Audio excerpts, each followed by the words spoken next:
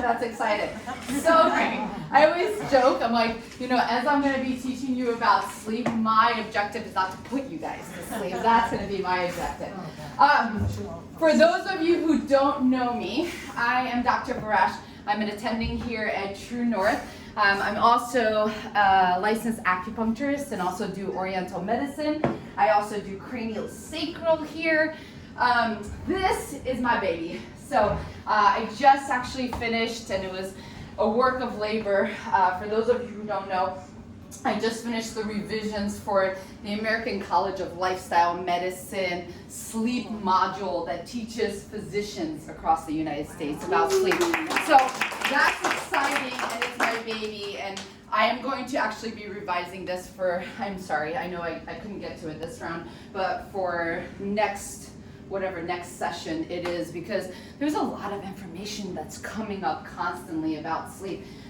So it's really exciting. It's just really exciting to know that doctors are now learning about the importance of asking about this, right? So for those of you who maybe this is your first time with me, you know that I stress sleep because I stress the foundations of health, right?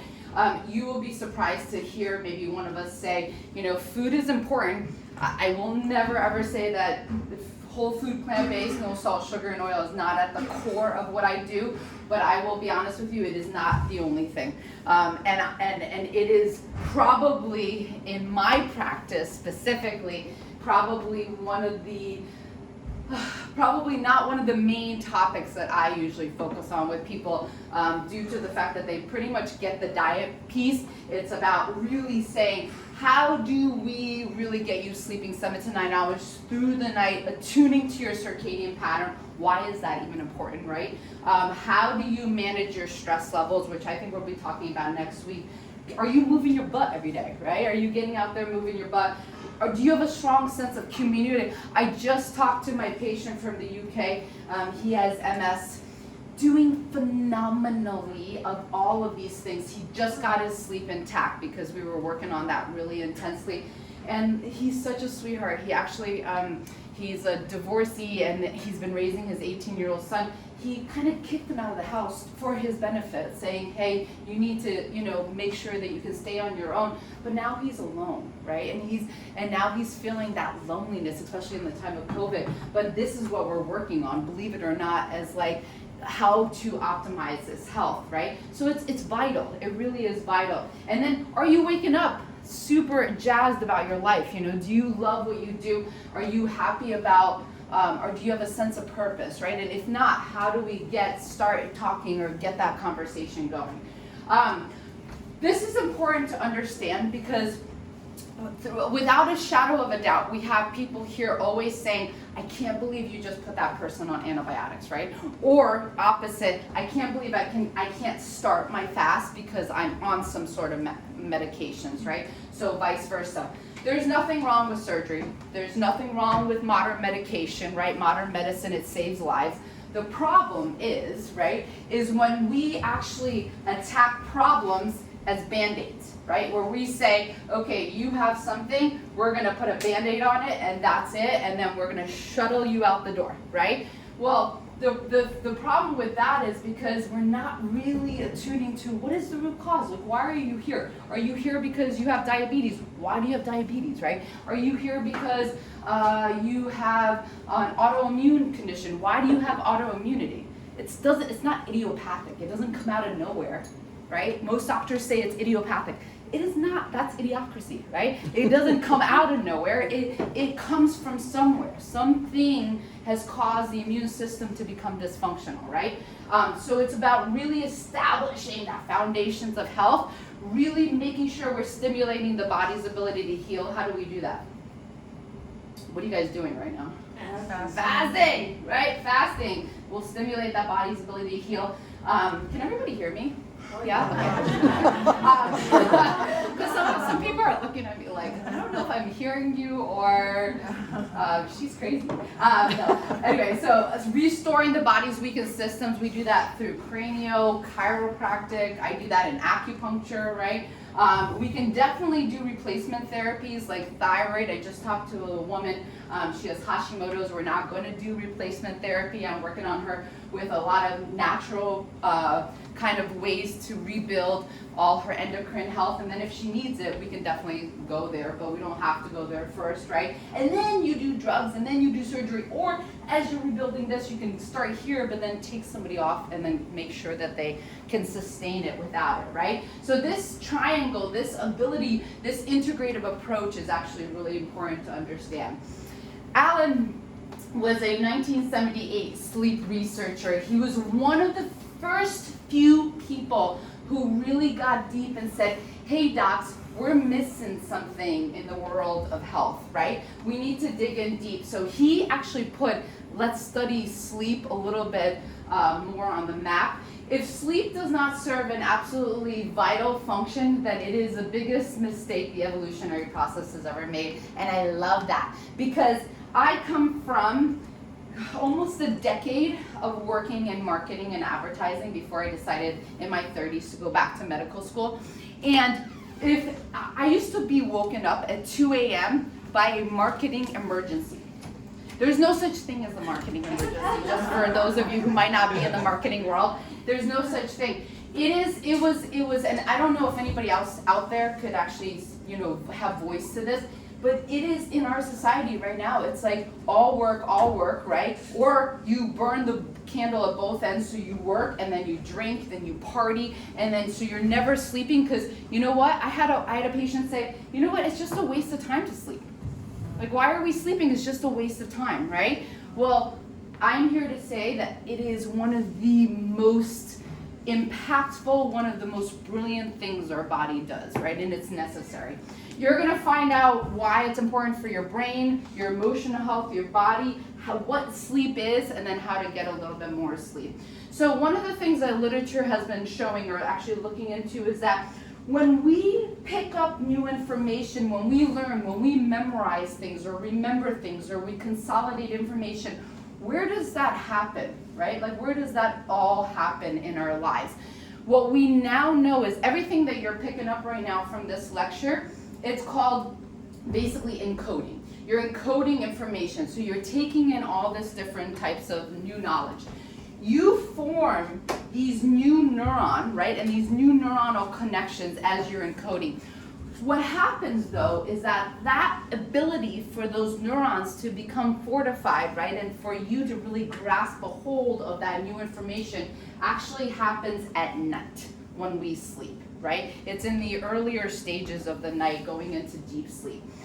What then has to happen though, right, is that you can't just learn what 2 + 2 is. You can't just learn a neuron, right? Because most of you are like, well, what is a neuron, right? It's a cell within your nervous system. It's a cell within your brain, right? Then you have to add that information to what you already know, and you keep building this level of information. That's consolidating information. We know when we've done studies where we've taken students, we've actually done sleep deprivation and then given them a test, or we've done giving them a test and then done sleep deprivation in order to really fully understand that when you sleep, not only can you actually remember the information that you have, but then you're able to actually make neuronal connections throughout your entire brain so that you can layer that information to what you've already learned. Does that make sense, right? One of the things that literature has kind of shown us, or even like has allowed us to understand, is that if all you're doing is, let's just say you're here and you're learning all this information, but you're like, sleep's a waste of time. I'm actually not going to sleep. I'm just going to take in this information. You're able to encode the information because that's the brilliance of our brain. But basically, we almost have, it's almost like, imagine if I keep piling people on in this room, there's a level that I can't keep going, right? So what I'm going to need to do is take some people, put them into storage so I can get more people in here. Put people into storage, get more people in here. That's literally what you're doing when you are sleeping. You are taking temporary information that you've just created, and you are then in sleep almost putting it into this think tank, into a different part of the brain for long-term storage. How amazing is that, right? So for healthy brain function, for us to have cognitive function, for us to have an ability to remember, right? Where do we put our keys? What's that word? Cat in the, what is that word, right?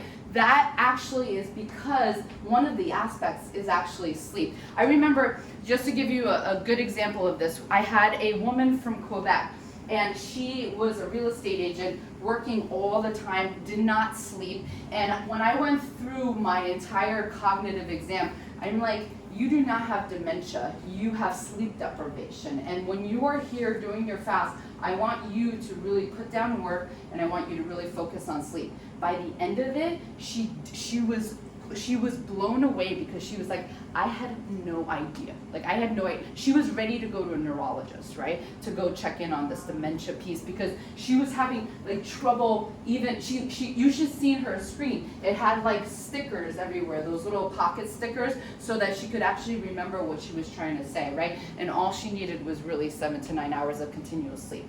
So just so you can understand, this happens clinically, and it's happening to many people. There's around 60 million Americans right now that are walking into physicians' offices that aren't talking about sleep, that have sleep deprivation as one of their main concerns, right?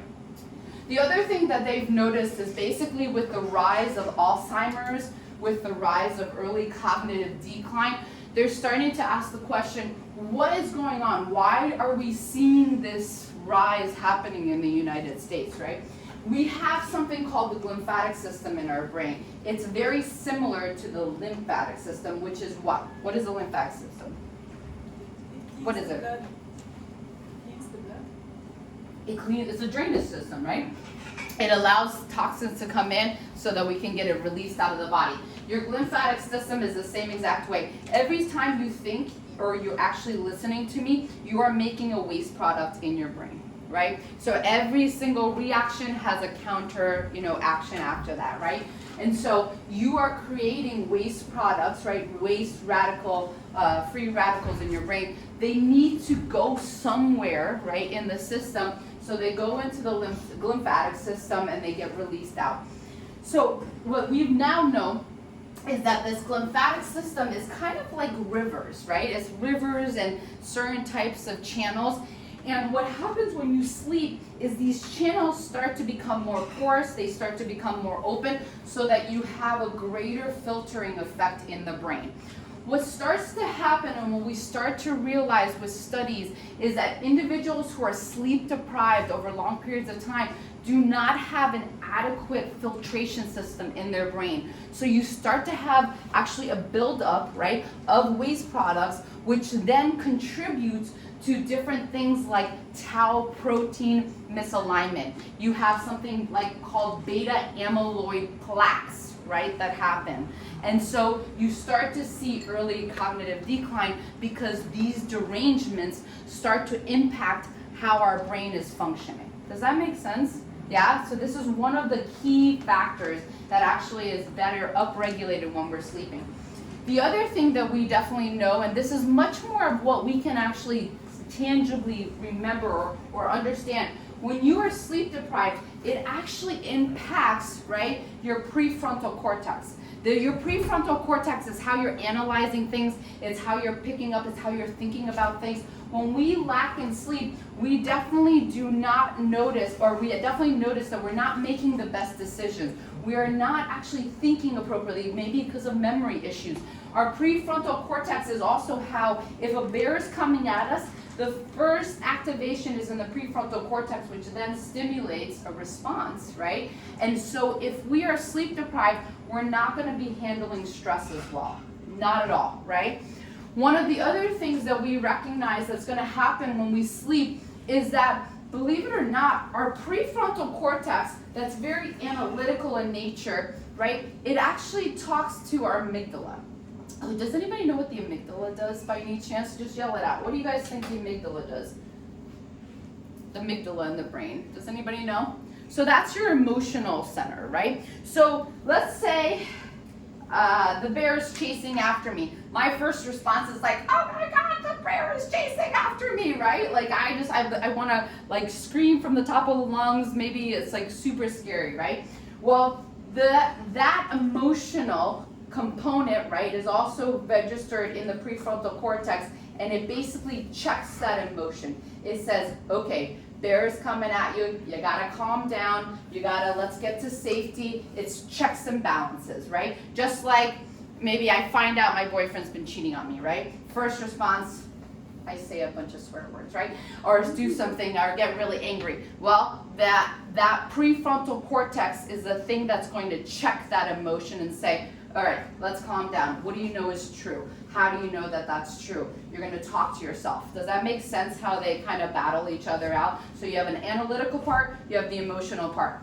When we are sleep deprived, what we're understanding now is you don't have that checks and balances, basically. So you have that analytical part going, you have the emotional part going, but they're not communicating. So in a sleep deprived type of setting, so in a non-sleep deprived setting, I can say, okay, let me go approach the situation in a calm manner. Let me find out what's happening. In a sleep deprived situation, that's where I might be flying off the handle, right? And actually making more rash kind of decisions and things of that nature. One of the other things that we realize when we're sleep deprived or when sleep deprivation happens, when we study neurotransmitter and the way that they're actually communicated between cells, they usually go between something called a synapse. So when you look at neurons, you see that they kind of have this small little gap where you have this beautiful interplay with neurotransmitters. Your neurotransmitters are what? Tell me, yell them out. What are your neurochemicals? Dopamine, I love it. Serotonin, what else? That's a good hormone, definitely. That's definitely one of the main ones that plays a role throughout the body. What's another one? Right, acetylcholine, norepinephrine, right? You've heard it, yeah, okay. GABA, right? So these are very much needed to be not only produced but balanced when you want to have an emotional, what's the word I'm looking for? Maybe emotional balance in how you're dealing with things. So not only does that, analytical part needs to be kind of communicated, but we also need to be producing a good amount of these, right? And they have to be communicating from cell to cell appropriately. That all happens when you sleep, right? When we look at sleep deprivation in studies, we see that individuals who chronically sleep less than 7 hours, you have more OCD, you have more anxiety, you have a heightened, more depression, more suicide ideations as well, right? So you definitely see that this affects our nervous system and our emotional capabilities as well. When we look at the physical health of a person, when we look at the studies of how does the body respond with sleep deprivation, we look at one thing, because one of the things that they're really looking at sleep for is that fact that we still have an obesity epidemic going on in the United States, and diabetes type 2, right? It's still pretty much on the rise, believe it or not. One of the things that we look at with that is basically ghrelin and leptin. So leptin is what? Hunger, right? Or no, leptin tells you you're full, right? It tells you you're full. What's hunger, right? The grr, right? Yeah, the grr. So just think of ghrelin as like, your stomach is growling, so you're hungry. Leptin is saying, hey, stop eating, I don't need any more food. So what we know is when you are sleep deprived, when you're sleeping less than 6 hours, in most studies that they've done this, people tend to have an alteration in their hormones across the board. One of the big changes we see is that ghrelin levels go up, leptin levels go down, to a point where the body can even become leptin resistant, like insulin resistant. And so what starts to happen is you're constantly hungry, and your ability to feel full is not there. You can eat food, and you just don't feel full, right? When you're not sleeping. The other thing that they recognize is that individuals will definitely have an increase in appetite of up to 20% of their normal levels. Guess what you're craving during these times? Do you think you really want a salad during the sleep deprivation? No. Most individuals are going to be wanting something that's going to be high caloric density, right? And quick sugar. Your body is smart. It's saying, I am tired, I need my quick sugar, I want a croissant, right? I want a chocolate chip cookie is what I want, right? And so one of the mechanisms involved in this is how sleep actually impacts these different hormones as well. One of the other things, and this is actually across the board from everything that I'm going to be talking about, this is probably one of the most impactful, most replicated study that is out there in the sleep world. In the sense that it is pretty profound and significant what they find across the board, time and time again. And what they have found is that when they do this study, so they take individuals, they put them into a control kind of setting, and then they put them into a setting where they let these individuals sleep 4 hours for 4 days, right? Now, it is a short-term study, 4 hours, 4 days. What they find in that short period of time, when they're taking cortisol, when they're taking insulin, when they're taking glucose levels, is that a person's glucose sensitivity, right, or I'm sorry, insulin sensitivity, or their ability to actually activate the lock and key with insulin and glucose at a cell, right? For those of you who might not be familiar with this, when you look at a cell, glucose can't just come into the cell. It just cannot just say, all right, I'm going to be absorbed by the cell. You have to have a lock and key. Basically what happens is that cell first has to actually have insulin create almost like an opening of a lock, which then sends a signal to the glucose channel, which then opens that up so glucose can be taken into the cell, right? This is where you hear about diabetes type 2 or insulin resistant, when the insulin actually attaches, but it's not sending that signal to let that glucose into the cell, right? So what happens is in that 4-day experiment is that you have insulin sensitivity that decreases in the body by 15%. In the fat cells, it decreases by 30%. If you're looking at me being like, who cares? Like, what does that really mean, right? What does 15% in the body mean? What does 30% in the body mean, right?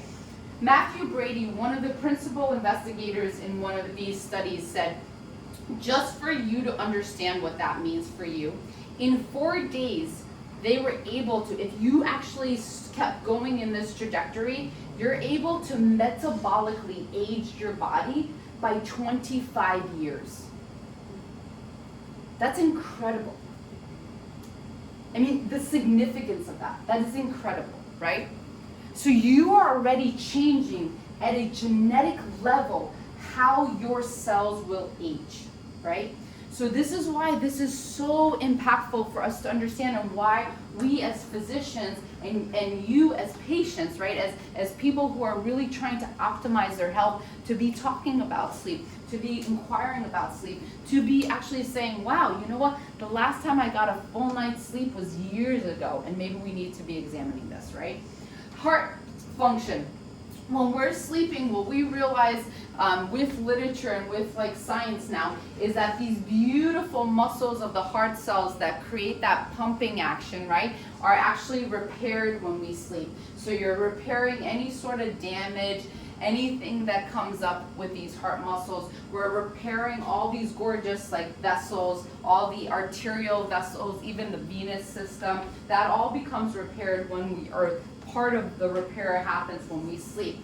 When we look at sleep deprivation and how it impacts our cardiovascular system, we look at something called sleep apnea, right? What is sleep apnea? Does anybody know, or does anybody have it that they can tell me what it is? Yeah?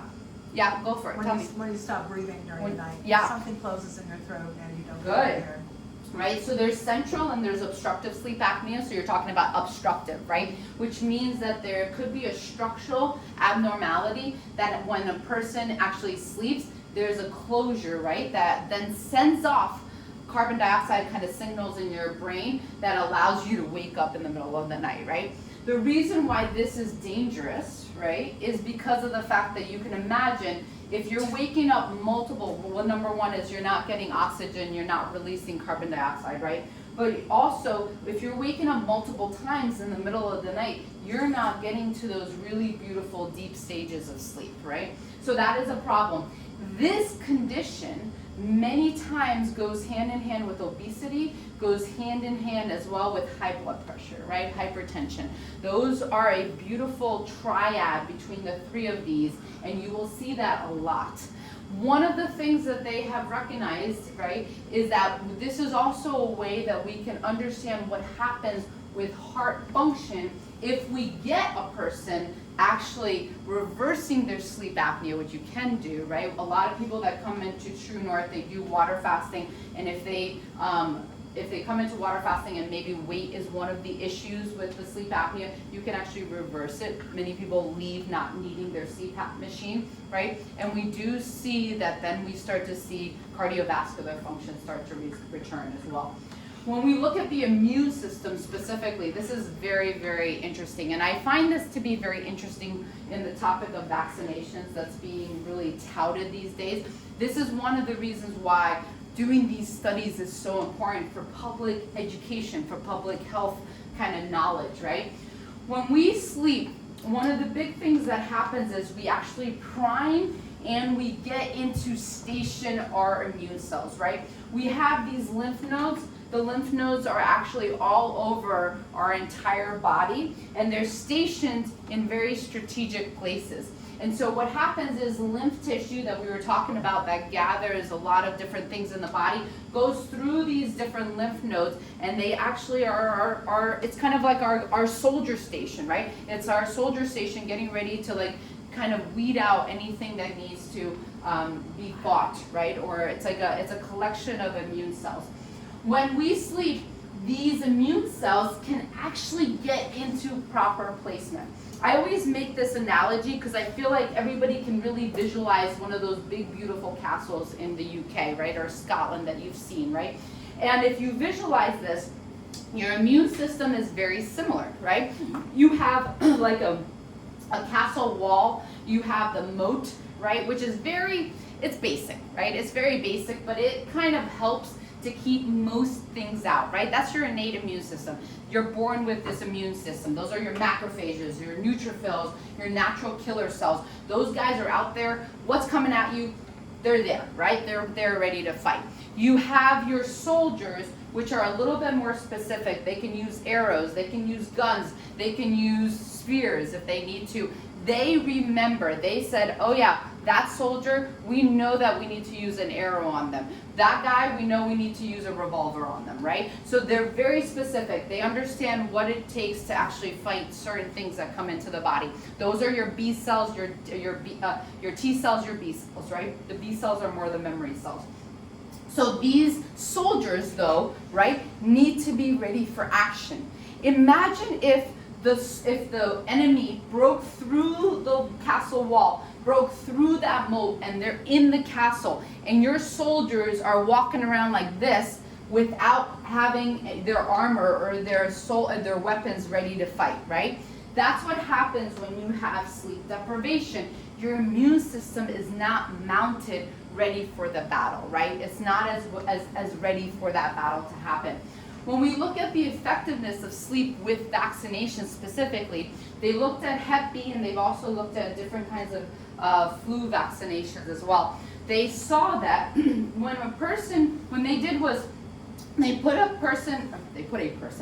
put people into two separate categories, right? One, they let them sleep. They did the Hep B vaccination. They tested along the way to make sure that they had, the proper antibodies and they were actually effective against the Hep B. For those of you who might not have taken it, it's a series of 3 vaccinations, right? And what they did was the sleep deprivation, which they did around 6 hours of sleep deprivation for everybody. They did sleep deprivation the day before, the day of, and the day after the vaccination, right? And they did it for each of the 3. When they finished this study, they found that the majority of the people who actually had sleep deprivation could not mount an immune system response against Hep B. So they did not have the immunity against Hep B, right? So the reason I'm saying this is because of the fact that is very different, right, than COVID, but it does pose the question of like, are we, right? Are we speaking about, are we publicly educating individuals like, hey, before you get your vaccination, make sure you're getting a good night's sleep, right? Make sure you're XYZ, right? So this is like, when I think about this, it's like more of a public health issue where are we looking at all the factors that goes into the health or the effectiveness of what we are prescribing. When we look at sleep also, one of the things that we have to look at is how it affects our growth, how it affects growth hormones, how it affects our muscle rebuilding, our joint restabilization, right? We know that infants into childhood need a lot more sleep than adults do, and that is because this is the highest time growth hormone is actually ripping through our system. Growth hormone is highest at night, even in adults. As we go into adulthood, our growth hormone overall decreases, but it still actually elevates at night. So when we are actually in our kids, right, as they're growing up, it's a vital for them to actually have the recommended amount of sleep. One of the new informations, or actually it's not really new, it's just the fact that we really needed a lot more, what is it called? Kind of studies around the truth or the fact that does this really apply to the majority. So if you have any teenagers or if you're expecting to have any kids in the near future, just so you know, one of the things that we're finding out, and this is how brilliant the body is, right? This is beautiful kind of design of the body, is that while you're infancy into childhood, the infant and the child stay pretty distinct in a very specific circadian pattern that's designed by your clock gene. You are born with this, meaning that the majority of us are called larks, meaning most of us in this room need to be in bed by 9:30, 10 o'clock, and that's how we distinguish the 7 to 9 hours of sleep, right? There are absolutely some true night owls that are genetically kind of pre-programmed where they have to actually go to bed around 11:30-ish to get their circadian pattern, right? Well, what happens though is in your teenage years, across the board, right, the majority of teenagers switch their circadian pattern during this time period because of the need for this growth hormone. If you think about what teenagers go through, they go through huge growth spurts, right? And so what we realized, or what we found out, is that as a child is entering into their teenage years, their circadian pattern shifts and changes in nature, meaning that they would function optimally and at their best self if they start going to bed a little bit later. So instead of pushing them into bed at like 9, 10, their bedtime is like 11, 11:30, and actually going the 7 to 10 hours from that point in time. This is why on a larger scale, these days you're hearing about people pushing start time for high schools. Have you been hearing about this, where school systems are changing this? This is why. We're starting to see so many different studies coming up where it is absolutely true that during this very important part of our growth spurt, our entire system shifts and changes where we actually would benefit or support our teens a lot more by allowing them a little bit later of a bedtime and a little bit of a later sleep-in, but for them, that's their appropriate cycle. So vital, right? So interesting. And this is something that's been coming up, actually it's been coming up for quite a few years, but it hasn't been significant enough for us to really kind of push it forward until more recently. To understand how all of this really happens in the body, I kind of said it a couple times, but just so you know, epigenetics is at work, right? Epi is what? Above, right? Genetics is what you are born with, right? That's your genetic code. You can't change your genes, right? You can't change your genes. You can modify them, right? I'm not going to turn off this light, but I can modify this light by turning it up, by turning it down. That's what you're doing to your genetic function in the sense of when you're sleeping 7 to 9 hours versus sleeping less. You are changing inflammation patterns in the body or inflammation cytokines. You're changing how cell receptors are working. You're changing on how the hormones are being released, how hormones are being produced, right? You're changing tissue repair factors, all of this stuff to affect change in the body. So this is how epigenetics actually plays a role in our health, right? Now that you understand why sleep is so important and why, this is a big, big deal for doctors to understand why we need to be asking about sleep, let's talk about what sleep is so you can understand how to get more sleep, right? If you understand how it happens in your body, you're able to then understand what the idea is around how to get more of it, right? So there is a little guy. He is a bundle of neurons, and it's called the suprachiasmatic nucleus, and it's pretty much located right back here in your hypothalamus. This, as small as it is the master controller in your entire body. Meaning it does not just control sleep and wake. It controls pretty much every single rhythmic function in your body. Women, we menstruate. This is one of the main controllers. Men, believe it or not, your testosterone levels do have rhythmic control. This is one of the functions of it, right? We start with anything you think of, not only just gonads, your thyroid, right? Your pituitary, everything. It has muscle, repair, right? All of this stuff. This little suprachiasmatic nucleus has a master control function of all of that. Why I'm telling you that is because if you really want optimal health, I say this all the time, routine is what your body loves. I know there's rebels in this room that are like, I don't like routine, I just want to live by the seat of my pants, right? And it's great because it fuels that personality, right? It fuels the ego, but it doesn't fuel the body. The body really does the best when it's on this rhythmic, really great routine kind of schedule. I just love Elvis, so he always said, rhythm is something you either have or you don't have, but when you have it all over, and that is really true, because that is one aspect of full optimal health. Can you turn the air on for me? It is so hot, and I know I'm like sweating over here. It's just, you might have to turn it on underneath, so just bring it underneath. You might have to just switch it to cool. Awesome. Thank you. All right, awesome. Is that okay with everybody if I turn the air on a little bit? Okay.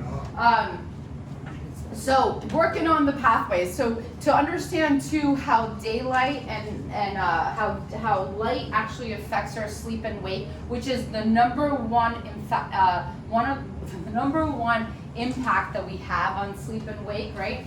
Is that, let's go through the cycle. So let's do nighttime. Say it's starting to become nighttime, and the nighttime is actually the sun as it's going down. That lux, the amount of light that is actually being, that is being radiated out, gets exposed to your optic nerve.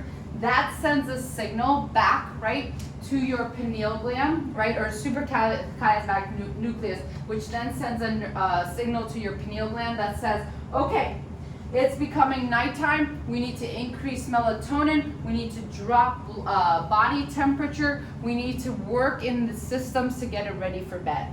As the opposite is happening, when the sun comes up, it actually starts to shine a little bit through that very thin tissue.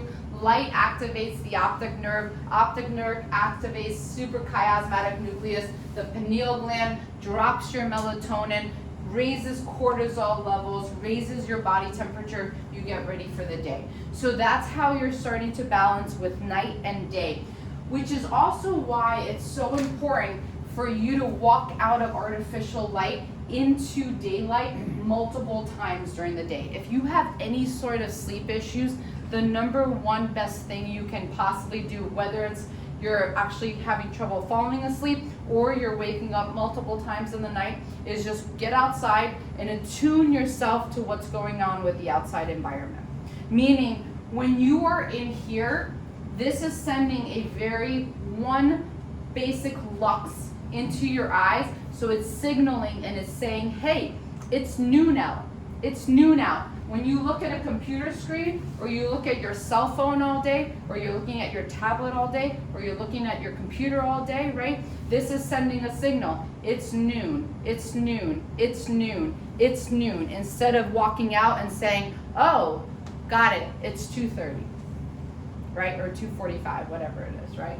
So that's number one, that is so vital. If you are having trouble falling asleep at night, like with first off, go out in the first morning sun. So the minute you wake up, go outside, attune to what's going on with it doesn't matter if there's sun or not, just go outside and actually take in the radiance from what's going on in the environment. If you're waking up multiple times in the middle of the night, one of the best things to do, not only in the morning, but actually walk out right around, actually our sunset right now is like around 7, so you'd want to be walking around 4, 5 o'clock in the afternoon, and that's when you want to be attuning. So what you want to be saying to your suprachiasmatic nucleus, hey, we need to start getting ready and start wrapping up our cortisol function, or our cortisol production. Melatonin we talked about. So melatonin is a big one. It actually is inversely related to cortisol. Melatonin is actually thought of as a hormone. It's being studied for many, many different things. Melatonin not only activates sleep and wake, but it also, or is an activator, right, of sleep. It also has been studied in breast cancer. It also has been studied in Alzheimer's as well. When we look at it, when I was in breast cancer research, one of the things that we were doing actually to prevent reoccurrences, we were giving high doses of melatonin. What we're finding is that melatonin, especially in studies, are producing something called apoptosis, means it's called cellular suicide. So the problem with cancer cells is that they do not want to die, right? They do not like to die, they do not want to die. What melatonin does is it actually signals that suicide mechanism, or that death mechanism inside the cells, basically. When I talk about high dosing, I'm talking about 20 to 30 milligram dosing. If you have ever taken melatonin, most recommendations for sleep are 0.5 to 1 milligram. So we're talking about a pretty high, or a pretty different dose for that. When we look at Alzheimer's research or early cognitive decline, as we age, our melatonin overall production in our body slightly drops, like very slightly, right? When we look at an individual who is 75 years old, that has good memory, really good cognitive function, right? We can actually test them to a comparative like 65, 55-year-old. We see that melatonin is slightly lower. When we look at Alzheimer's patients and we look at early cognitive decline, melatonin in these patients is severely declined. So we are now looking at, is one of the factors, because it has antioxidative function, is one of the main regulators of whether or not, or how a person goes into early cognitive declines, has to do with their level of melatonin. And so that's something that we are studying currently when we look at that. So that's a very interesting kind of aspect of all this. Sleep cycling, so that you can understand what happens in the middle of the night and why the timing is so important, or why it's important to sleep through the night. This is just one example of a sleep pattern, right? The important takeaway from this is that most sleep cycles are 90 minutes. So while I can have a 90-minute, you might have an 89-minute, you might have a 93-minute. So it's on average 90 minutes in length, one cycle. What happens is your body goes into stages 1 and 2, which bring you out of an alpha to a beta type of brainwave state. It also is a very short brainwave, meaning that you are actually slightly asleep. This is like where you're kind of dozing off, right? It goes into deeper stages of sleep, right? 3 and 4. But notice how, and this is what's so important about just understanding this on a rough scale, right? Notice how it doesn't go right into REM, which is one of your stages of rapid eye movement. This is where we are processing emotional, right? Emotional information. It goes back out into stages maybe 3, 4, and then goes into REM. So you're kind of coming in and out of short stages to the deep stages of sleep and into REM. One thing to note, as you go longer in the night and you're sleeping continuous, what do you notice about the length of REM? Increases. Right, you get longer in the REM stages of sleep. So the idea is that if you're waking up multiple times in the middle of the night, you might not be going back into where you woke up to get the maximum amount of REM stage of sleep. Just so you can understand how important this is, when we study infants, the majority of that 13, 14 hours a day that they're sleeping, they're in this REM stage of sleep, the majority of it. And so this is a powerful stage of sleep where we are really kind of taking everything that we've absorbed in our environment and we're working through it, we're processing it, right? We do see quite a bit of changes in individuals that lack specifically REM in terms of anxiety, depression, OCD, things of that nature. So addiction, right? Addiction's another really big one. So this is why not only getting 7 to 9 hours of sleep is important, but getting continuous amounts of sleep so that you're getting into these levels or these deeper stages of sleep for longer periods of time, right? Until you wake up in the morning. So what I really want people to understand though too is that if you're waking up, it's not that you might not have gone into a deep stage or you might not have gone into REM, it's just that you're not maximizing the amount you could be in that stage of sleep, okay? And like I said, it's very important when you are going to bed as well. They have done studies on shift workers, so nurses, doctors, graveyard shift employees that actually report getting 7 to 9 hours of sleep, but they still have issues with emotional balance, depression, anxiety, hypertension, things of that nature, even with that 7 to 9 hours, but they switch their circadian pattern. So all three are very, very important for that. This one slide, I know it's really busy and I know it's hard to see in the end, but what I really wanted to show you was that there's a lot of different drugs that are used for this. And they are used antidepressants. You probably have heard of Ambien, anti-anxiety type medications as well. While they're used because they help you fall asleep, many times the issue that we have with them is they take you out of REM stages of sleep over long periods of time. So most people will report that they actually do fall asleep really well, but then they end up not having a good quality of sleep with long-term use, especially Ambien, which is one of the major sleep medications.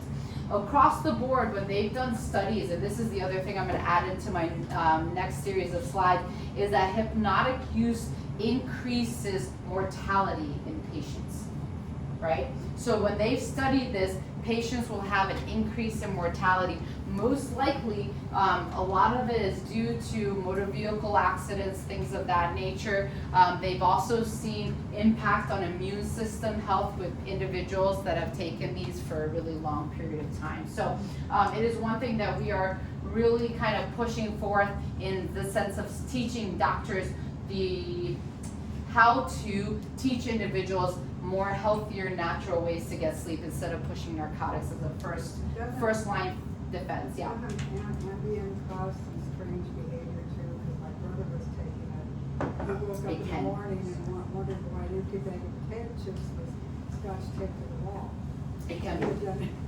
Yeah, it definitely can. It can cause sleepwalking. It can cause sleep activity for sure.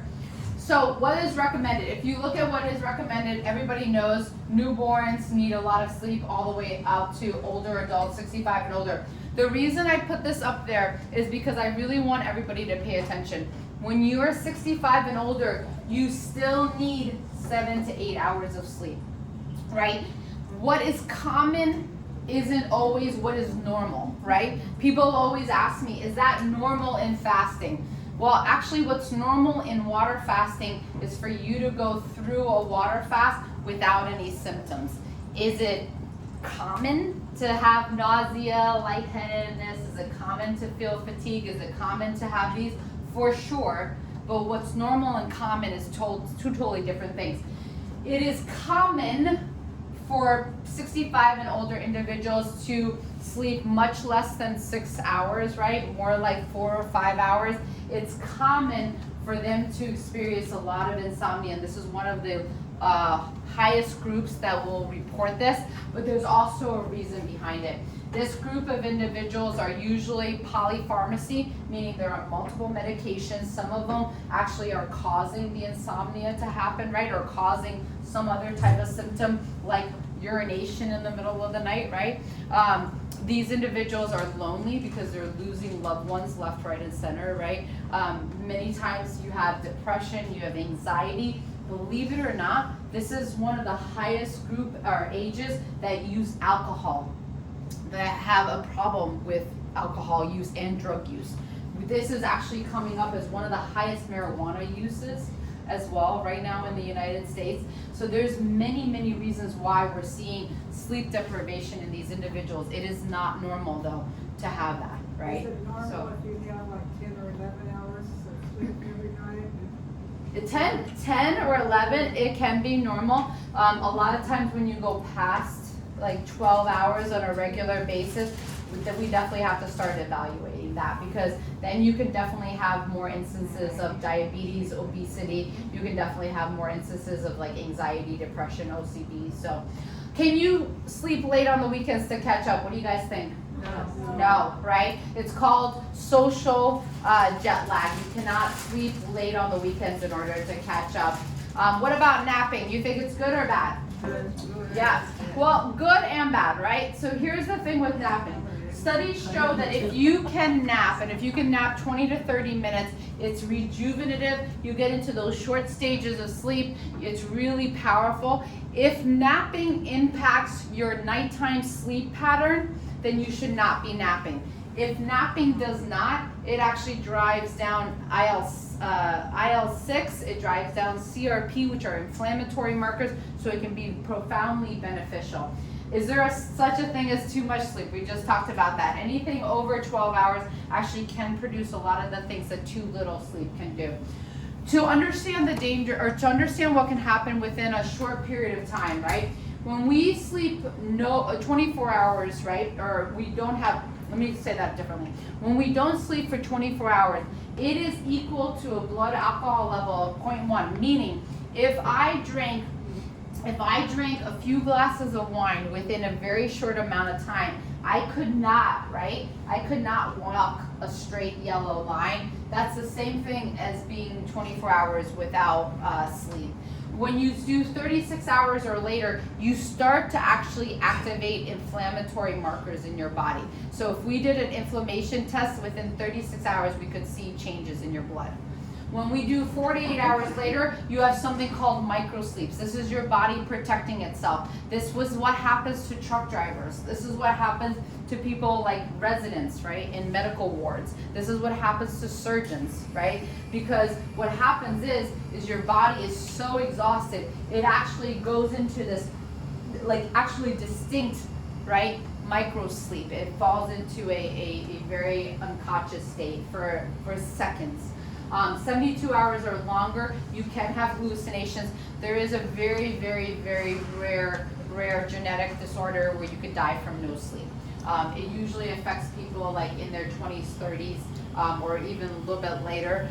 Like I said, it's like so rare. But what happens is a person stops sleeping, and then they actually do end up, as you can imagine, the body starts to break down. So what are some common robbers of sleep? What do you guys think? Electronics. Alcohol, electronics, what else? Food?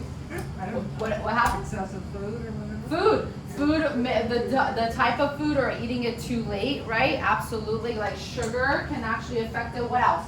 Stress. Coffee, stress, definitely anxiety. What else? Sex. It can affect it in a bad or a good way too, for sure. We'll see. What else? Caffeine of any kind. Caffeine for sure, definitely. Certain types of medications, right? I just had a patient earlier today too. She is a great example of this, and I love that I heard it because it does happen in our world. What is does anybody know, for those of you who might have tried more natural products, does anybody know an herb that you take that is a actual sedative that in 12% of the population does the exact opposite, so it keeps you awake? Valerian root. Yes, great job. Yeah, valerian root. My patient today, she has trouble sleeping, and we're working with her, and she is one of that 12% where she's tried all of that, and actually it prevented her from sleeping. So I take that, but it helps me, I think. oh yeah, it helps the majority of people, right? What else? What is a vitamin that many of you take that actually can be a stimulant? B12. Yeah, B12, definitely. Did you have a question? No? Okay. So anything that deviates from nature, right? Like I said, not going out into sunlight throughout the day, watching screens too late, even having coffee in the morning. Coffee's half-life is what? How many hours? How is the half-life of coffee? Does anybody know? 5 hours. For the majority of people, it's 5 hours. So, but that depends upon your liver detox pathways. So if somebody does not detoxify coffee very well, then your half-life can be 12 hours. So those are the individuals where if you drink coffee and you're a little bit jittery, or when you drink coffee in the morning, it's still affecting you at night, right? That's another aspect of it. Eating processed foods we talked about, anything that's refined carbohydrate can actually prevent you from falling asleep as fast, right? What they found is high fats at night will prevent you from staying asleep at night, right? So if you're having your higher fat meals at night, can actually do that. And then we also talked about all the herbs and things of that nature. So how do we catch up? How do we actually fix some of these sleep issues? While some can be a little bit more intense, like it could be hormonal changes, right? We could definitely be working on stress management tools, right? That can be another big thing because cortisol can actually shift and change how we wake up, especially in the middle of the night. One of the best things is actually returning back to your circadian pattern. So one of the first things I always do is work with someone to make sure that on a repeated basis we're getting them to bed at the same time every single night and anchoring your wake time. Meaning not only are you going to bed at the same time, but you're waking up at the same time every single morning, right? Some of the other things that I look at is not only foundations of health, this is where we all start. It's establishing good habits, making sure that the bedroom is the ultimate sleep haven, feng shui, and we will talk about sex actually, and intermittent fasting. Intermittent fasting is one of the quickest ways you can actually reset that circadian pattern. Studies have shown that not only long-term fasting, which is what you guys are doing here, can actually reset circadian pattern, but also doing anywhere from a 14 to a 16-hour fast every day can actually reset that circadian pattern, which is what I'm working with actually with my patient earlier today. First question I asked, yeah?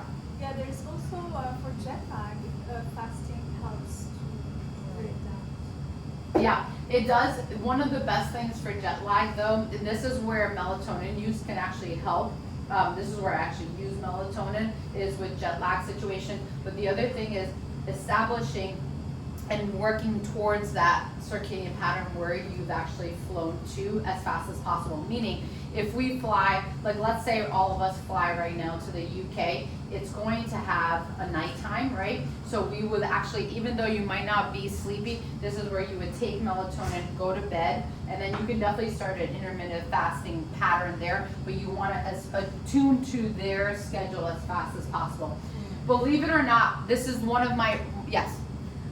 Question I have you heard of grounding to affect your circadian rhythm? Yes. So if you fly to a different country, you take your shoes off, you get on the ground, you get that magnetic pull of the earth, that helps set your circadian rhythm? There are individuals that are a little bit more sensitive than others to that sort of technique, but it absolutely is very powerful. So the idea is that we are electrons, protons in our body, and also so is the earth. When you do something like that, actually you do balance out in call it, in nature, you balance out. It actually works here too. So if you're not sleeping well, that's one of the things that you can try.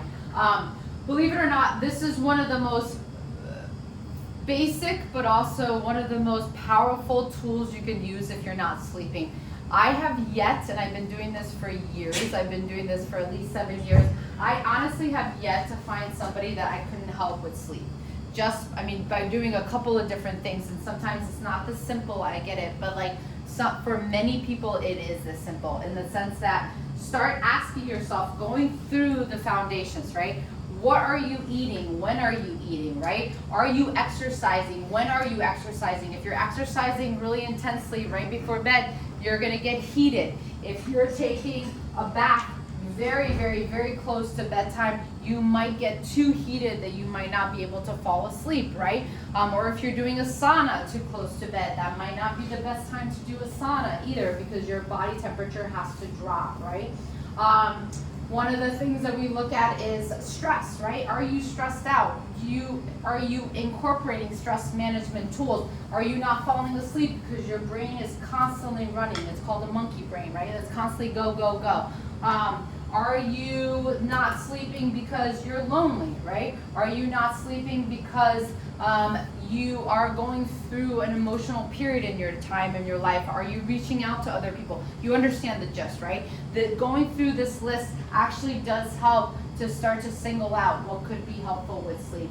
The other thing we just talked about, intermittent fasting, that can be very powerful. The other thing that can be really helpful is actually meditation.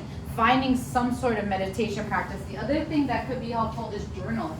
I recommend journaling for many people who have anxiety or can't shut down their mind or feel the need to be on their computer constantly right before bed. The other thing to really pay mind to, and I don't remember if I have it in one of these sections, but if you really are having trouble falling asleep, or actually if you are waking up multiple times, get rid of a screen 3 hours before bed. I'm not kidding, 3 hours before bed. You are activating not only your suprachiasmatic nucleus, which is telling your body it's a certain time, right, because of the blue light that's coming out of there, but you are actually changing hormonal function in your body. You are setting off different cortisol patterns. So one of the best things you can possibly do if sleep really is an issue, really eliminate screen 3 hours before bed. There's something called puzzles, there's games, there's talking to individuals, there's writing in journals, there's reading books. There's so many things to do, right before bed, and this should be like a really good calming time. One of the things I always recommend too to patients is that sleep is not a helicopter. It's not that you put your head on the pillow and you fall asleep. Most times it's actually an airplane.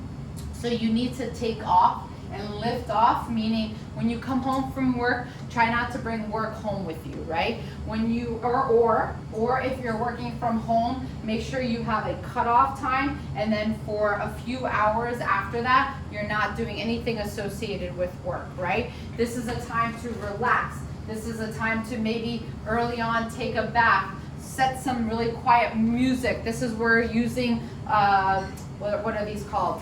Dimmers, right? And your lights can be helpful.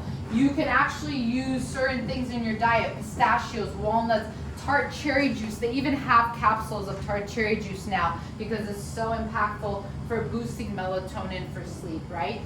Eliminating marijuana, right? Eliminating alcohol, eliminating these substances that can maybe help you get to sleep because they're a sedative. Over long periods of use, they actually prevent you from sleeping in the night as well. They've done a study, they've actually done multiple studies where anything that when you actually go, and they've done this with, University of Colorado has done this with 3-day camping trips and 7-day camping trips, where they allowed nothing for these students except for a red light headlight. So red light is actually the least impactful for the suprachiasmatic nucleus as a light source. What they did was they tried to see for individuals that could not fall asleep or could not get back into their circadian pattern, could just a weekend of camping where they weren't exposed to artificial light and they were exposed to the natural kind of occurrings of nature, could you entrain the body? And significantly, you were able to, even within 3 days, if you did 7 days, the effects were like amazing, absolutely amazing. So right there, just right at that, that's what I'm saying. If there's one thing that you do, if you work at an office job or if you work at a desk, try to get out as much as you possibly can so you're training to the environment. Making sleep a priority. One of the things I really recognize with most patients that don't sleep well is they don't make sleep a priority. It is like it's put back in the back burner and they don't really focus in on it. So that means setting an alarm clock to go to bed, right? Like I said, shutting off all your screens, making sure you're telling people like, hey, you know what, don't contact me after whatever it is, 8, 9 o'clock at night, you know, whatever you need to do. Make sure that your afternoon or evening activities reflect that. You know, if it's essential oils you want to spray, family communication hours, maybe nighttime is where you want to do your intermittent fasting. Instead of skipping breakfast, you're skipping dinner. That's another thing that you can definitely do. When you're going to, and looking at the environment of your bedroom, this is one of the best ways you can affect sleep. Making sure the temperature is at 65 degrees. This is going to help with the internal temperature, right? Making sure you're starting to have dimmers on the lights so you have lower lux coming into the eyes if you're reading. Making sure you spend money on your bed. So many people buy very cheap mattresses. Your mattress should be amazing, right? And it should be something that you love. Buy pillows, sheets that you love, and the bedroom should be for sex and sleep only. Get clutter out of the bedroom. So what studies have shown is that if you're looking at your desk and that's in your bedroom, you're gonna get anxious. It's gonna produce a lot of anxiety. If you have dust mite allergies, you have to be washing your sheets a couple times in hot water. Allergies are a big reason why people wake up, right? People ask me about dogs and cats. Get them out of your bedroom. Like I love them. I'm an animal lover, but you got to get them out of your bedroom, right? Anything like if you live in a dry climate, get a humidifier. If you live in a wet climate, get a dehumidifier. If you live in a place that has air pollution, get an air cleaner. You get the picture, right? Really focus on making sure your environment is optimal for sleep. I know the noise has been killer. Trust me, it's been killer for me here too. If you need earplugs, get earplugs. In some cases, I even have people sleep in separate bedrooms from their partners if like the snoring or things, or really having their partner come in for a doctor's visit so we can talk to them about that. But this is really getting into people's health and what's causing these sleep deprivation, right? Feng Shui is something that you can use. It's an energetic type of way of seeing a room. It talks about basically like if you walk into a room and it's bright red, like fiery red, that's not going to produce the calming effects that you want for sleep. You want something more neutral colors, you know, making sure you have gentle music going, making sure your bed is not right next to a window. That makes sense. They talk about energy, but you can make sense with, you know, just how much air comes in, or like if there's like a, what's it called, airflow, or wind comes in. And then to talk about sex, somebody brought that up. Actually, there's quite a bit of literature that orgasms, affection, like having somebody in your life, they're having that intimacy is actually profoundly effective in helping people sleep, believe it or not. You have different chemicals that will, or different hormones and neurochemicals that get released. Oxytocin, which produces a calming effect. You have vasopressin that produces a calming effect. You start to stimulate your parasympathetic nervous system, right? Nitric oxide is released, which is very relaxing. It's a vasodilator. So in actuality, there's quite a bit, and this is why community, right? This is why understanding, you know, are you in a supportive marriage? Like I always ask too, like, do you feel supported in your life? How are your relationships, right? These are important questions to understand because they definitely do affect your health. And there's actually if you go to PubMed, there's a ton of literature about how powerful orgasms are for sleep. With that, yeah. Okay. Thank you. Any other questions? You guys had great questions, yeah. You mentioned that CPAP can be, that you won't need a CPAP if you possibly through water fasting? Like, in some cases, if an individual has sleep apnea and it's more, most of the time it's mostly more obstructive sleep apnea, if part of the reason why that structural closure happens is because of weight gain, because you will gain weight It has nothing to everywhere, do with weight. then This then person is very thin. yeah, most likely then the fast is not something that's going to actually like reverse the sleep apnea. Oh. So yeah, so it sometimes can, but it's not always. Yeah, in most cases, if it is from weight loss, the fasting can be very helpful. Yeah. Yes. Do you work with trackers with your patients? Like them sending you the evolution of their sleep? I don't necessarily like focus in on them. We've had a couple, and I've worked with a couple of them. Yeah. And is it normal to have hypoglycemia during sleep? Like the blood sugar goes down? Is it normal? Yeah. It depends. I mean, it depends upon the person. It's going to vary, in everybody. You will usually have lower glucose levels during sleep for sure. One of the things that is affecting that is that the lower cortisol levels. It depends on what time of the night you're going to take your glucose levels to, because, and also I would say not only what time in the night, but also what you've eaten, because it's going to be kind of related to that, right? So cortisol is something that drives glucose in the body. So as it's down, glucose is going to drop down, but cortisol starts to rise early in the morning. So that's where your glucose starts to actually rise in the morning as well. But then if you think about it, if somebody has something that has very, very high levels of, a higher concentration of glucose late in the evening, their glucose is gonna, or their insulin and their glucose shoots up, so you're gonna have a severe drop that's gonna cause a rebound effect in the middle of the night. So there's a couple of different factors that goes along with that. I've heard the rumor that if you lose sleep, that you really can't make it up.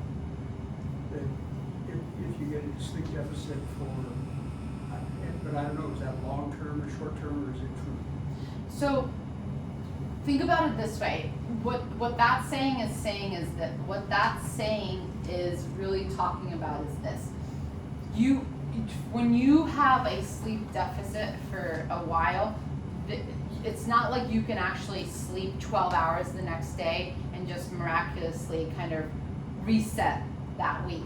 You definitely, if there has been any kind of genetic modulation or anything that we talked about, if there's been any shifts in the body because of that sleep deprivation, if you then incorporate better sleep hygiene and start to get more sleep, you can shift and change the body right back. So it's not like you can't get back your health if you've been sleep deprived for 10 years. It's not like you're done for, like there's no hope for you. It's just more about if you've been sleep deprived for like 10 years and then one night you can actually sleep in on the weekend, or you can sleep a little bit more, that's not going to affect the greatest amount of change. You have to get back into that sleep cycle and get repeated adequate sleep. Does that make sense for that?